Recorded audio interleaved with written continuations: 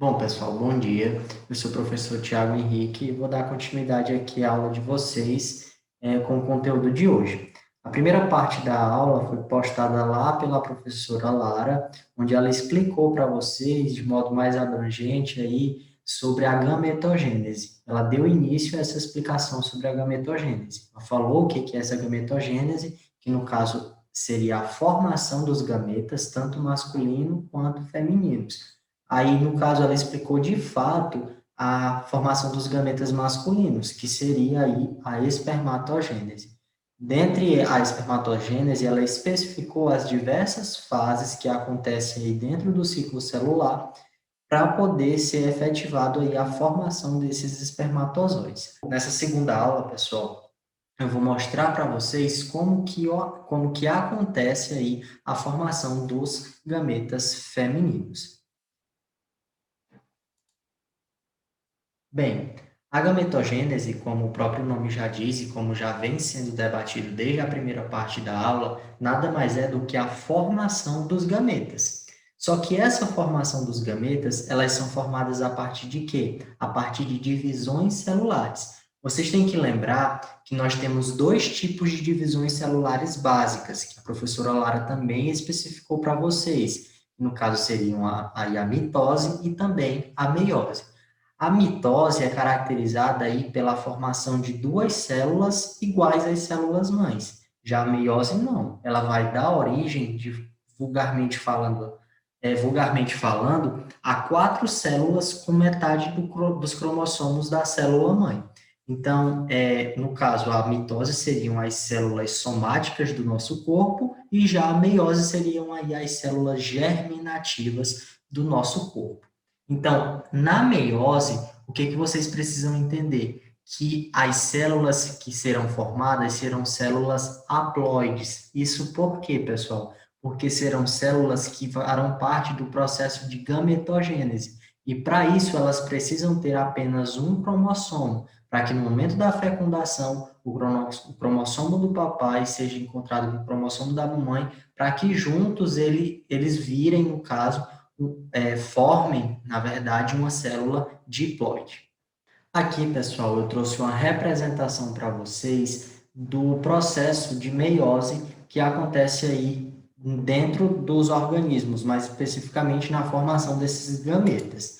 Bem, essa parte aqui da meiose, a professora Lara, de certa forma, ela também já explicou para vocês. E, além disso, vocês também já viram esse ciclo celular lá no primeiro ano.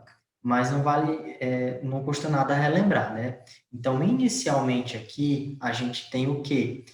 Na verdade, anteriormente a isso aqui, a gente vai ter um período de multiplicação celular, onde as células elas vão estar sofrendo mitoses consecutivas, ou seja, elas vão estar aumentando o número de células para poder depois, posteriormente, formar efetivamente os gametas a partir da meiose. Então, anterior à meiose propriamente dita, a gente vai ter esse período de multiplicação aí.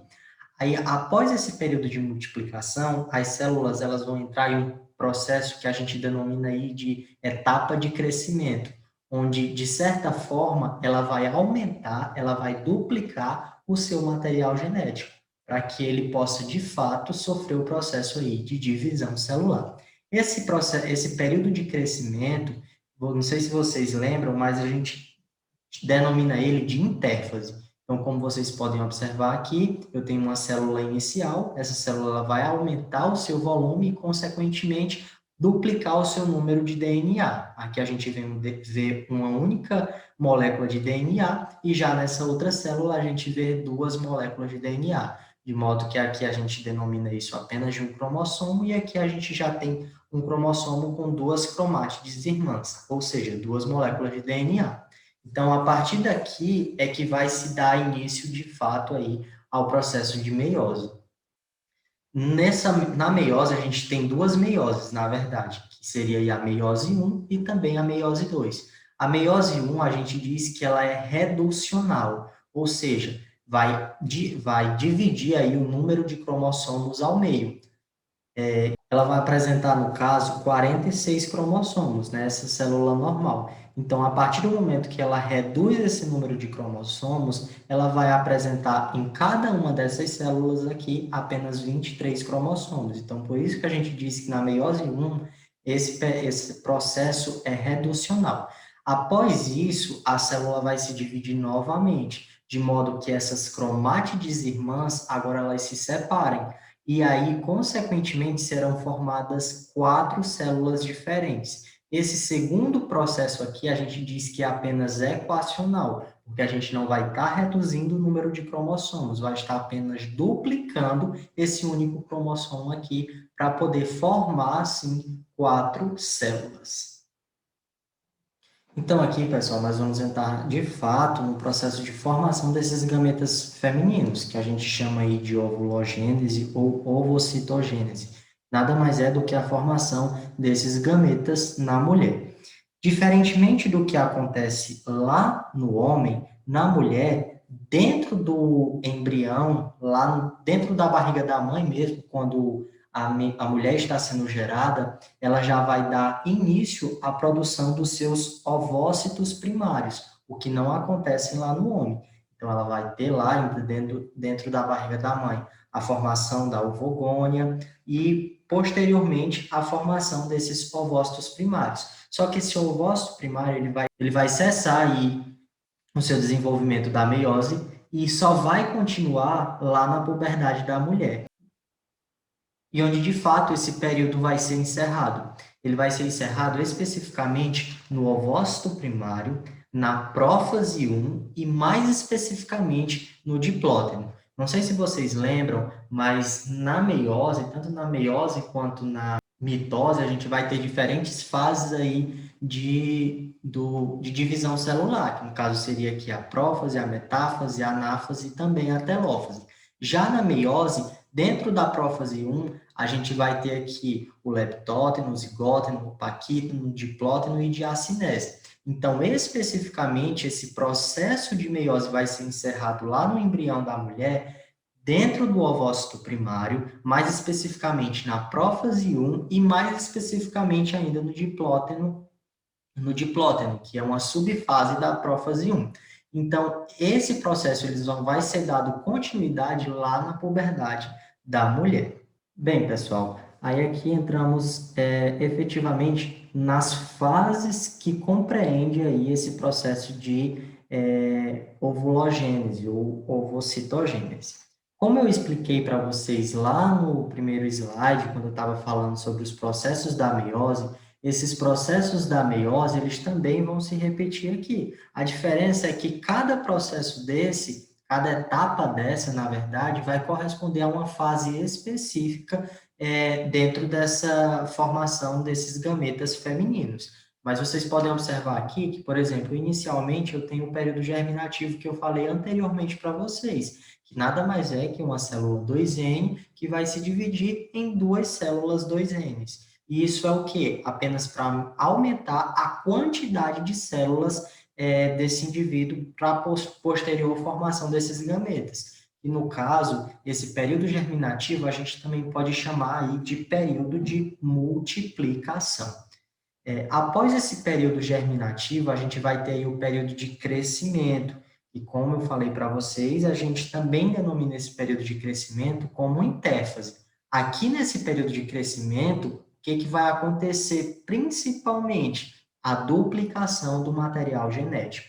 Então, a gente tinha apenas uma um único cromossomo, né? E esse cromossomo agora vai se duplicar, formando duas cromátides irmãs. Lembrando que aqui nessa etapa, esses cromossomos, essas cromátides, na verdade, elas ainda estarão juntas. Ele apenas vai aumentar a quantidade de moléculas de DNA, mas esses cromossomos efetivamente ainda estarão juntos. Prestem atenção. No período germinativo, aqui a gente vai ter a formação. No período germinativo, essas células elas vão ter denominações específicas. Aqui, nesse período germinativo, a gente diz que essas células são denominadas de ovogônias.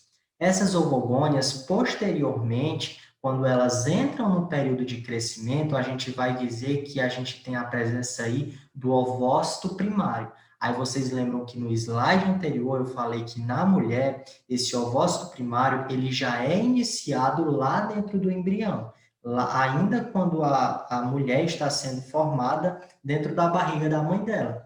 E aí ele vai ser dado início, só que ele vai parar esse processo. E ele somente vai ser dado continuidade lá na puberdade, desses indivíduos, onde de fato o período de meiose aí vai tender a ser completado. Lembrando que a meiose ela só vai se completar se houver a fecundação. Olha, pessoal, é importante que vocês entendam que durante o período dos ciclos menstruais aí da mulher, o que vai estar acontecendo efetivamente é uma maturação desse ovócito. Então, ele vai sair do ovócito primário e vai chegar até o ovócito secundário. Só que ele só vai sair desse ovócito secundário se a mulher acabar fecundando esse ovócito.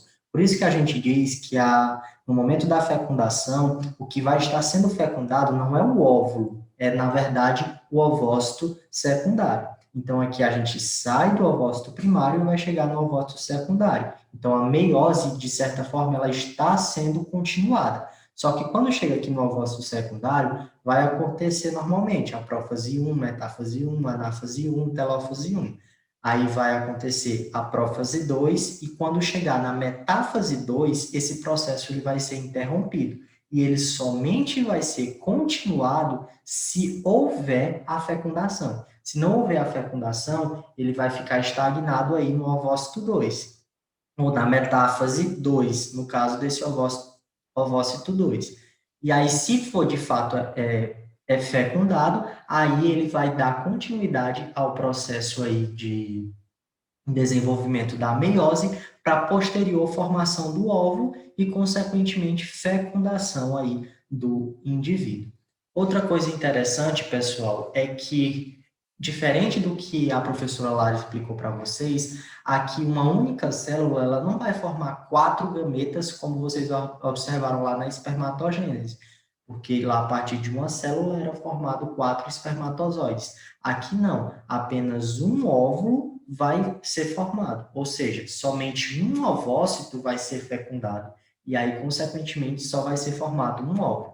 Isso por quê? Porque quando a gente chega aqui nesses ovócitos, ao invés de serem formadas 2 células que seguirão normalmente aí esse processo, será, na verdade, o que acontece é a formação de um único ovócito, e a outra célula, ela fica meio que estagnada aí no meio desse processo. E a gente acaba denominando ela de corpúsculo polar. É como se ela não se desenvolvesse, ela ficasse pequenininha e estagnada. E aí somente um ovócito secundário é formado.